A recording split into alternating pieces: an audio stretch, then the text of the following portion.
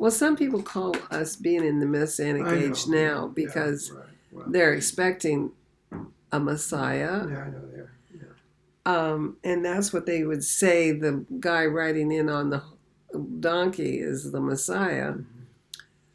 It says he's a king. I would call that a leader, because I believe that eventually we have someone where what America has done for Israel, setting up Jerusalem as the capital, confirming that you are now giving a environment where a Davidic leader can come into being. And this leader will have the faith of David, and I can talk about that more when we get to Zechariah, where it talks about them fighting. Okay, that'll be good. Like David, the angel of David, it says.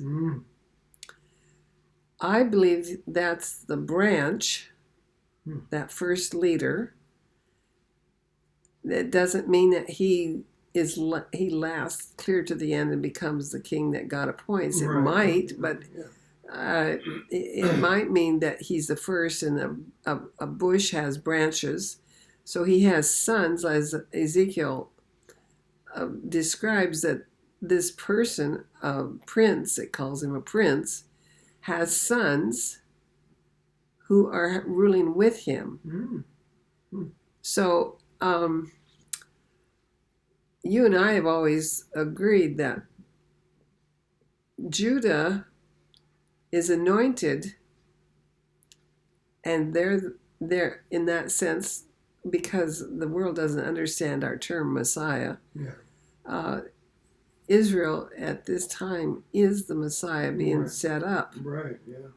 And we will continue to be led by different people, just like a bush has many branches. And we'll move into what God can come back then and set up his kingdom. And he says in Ezekiel 2 or 3 times, I will give you. People will know that God has given us the leader that he wants to have in Jerusalem.